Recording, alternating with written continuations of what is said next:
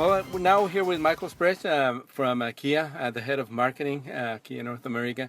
So first of all, congratulations on 20 years of in the market here in the U.S. A Yeah, big milestone for Kia, right? it really is. If you think back in 1994 when the brand first entered the market, we came in with two vehicles, the Sophia and the Sportage. And now 20 years later, we've got 12 products in our lineup, and we're looking to add more to grow our brand.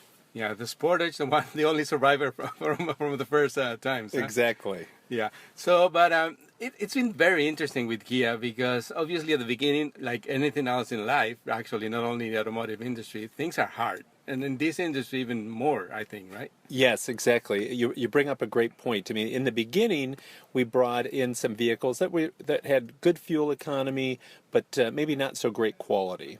And the quality perception is the issue that we've been trying to overcome the most, particularly over the last 5 years.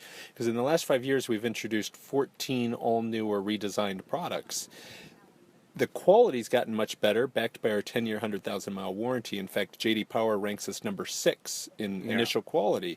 But still, there's a lot of people out there who think the Kia of old and not the Kia of new. Even though you have sold, 5 million vehicles in the past 20 years, 1 million in the first 10 years? Yep. Is that correct? And then like the rest in the past, but really in the past 5 years, like the brand has exploded with like new product and all that and the quality. But I mean, that makes your job really, really difficult. Huh? Yeah. I mean, not that convince people. I mean. Yes, exactly. I mean, the introducing new products all the time, like we've done over the last 5 years, first with the Soul, and then the Rio and the Forte and the Optima and the Sportage and Sorento and Cadenza and K900.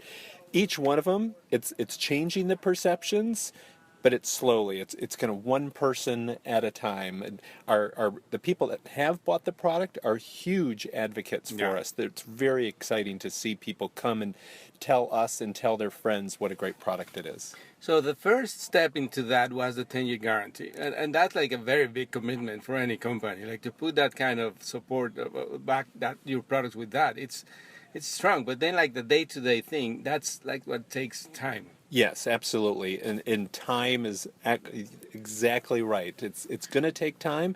We know we're going to get there. We know that again, our quality is as good, if not better, than most manufacturers.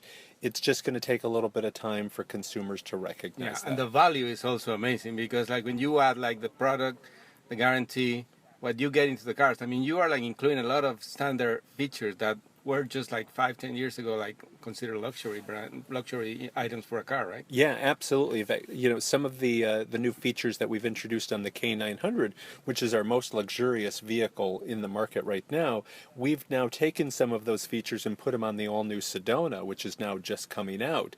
But this just now consumers' expectations of just because there's a new technology comes out, why shouldn't we share that with everybody? Why should it just be on a luxury vehicle? So that's the approach we're taking. And you mentioned something like people are expecting everything. I mean, like the new iPhone, it came out. I mean, like it has a camera that 10 years ago would have cost you $30,000.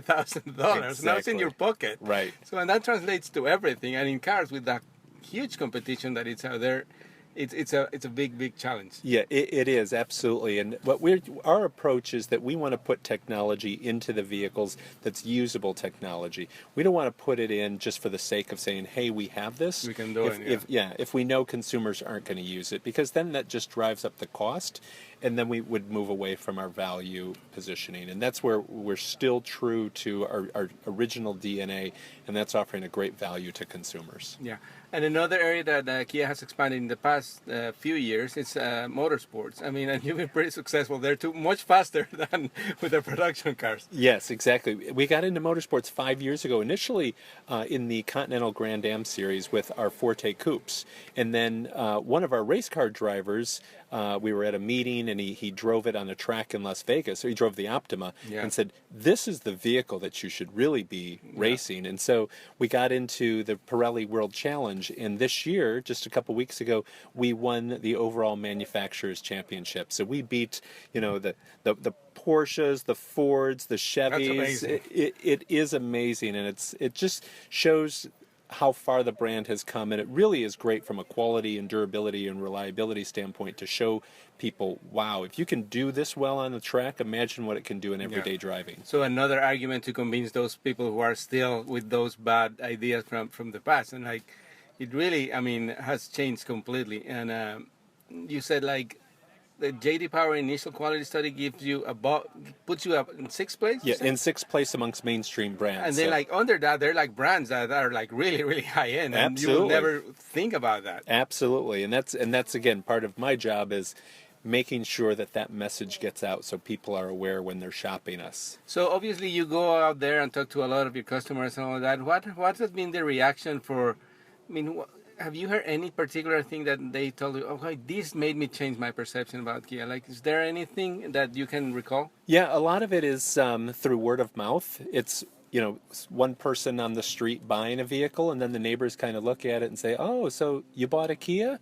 And then the neighbor says, yeah, and let me tell you why. And they walk around the vehicle and show their friends and their neighbors all of the great features and attributes. And then the end is, oh, and this is what I paid.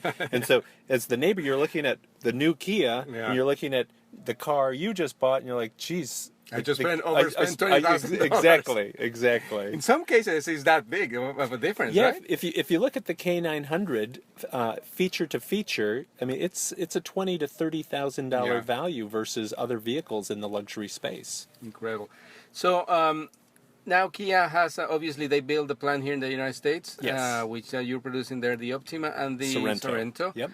And now I heard you're expanding to Mexico now? Yes, exactly. So just a couple weeks ago, we announced that we're going to begin producing new Kias in Monterrey, Mexico in 2016. Oh, Monterrey. Yeah, so we've really, here in the U.S., we've been capacity constrained. We want to grow as a brand. We see a lot of opportunity here for us.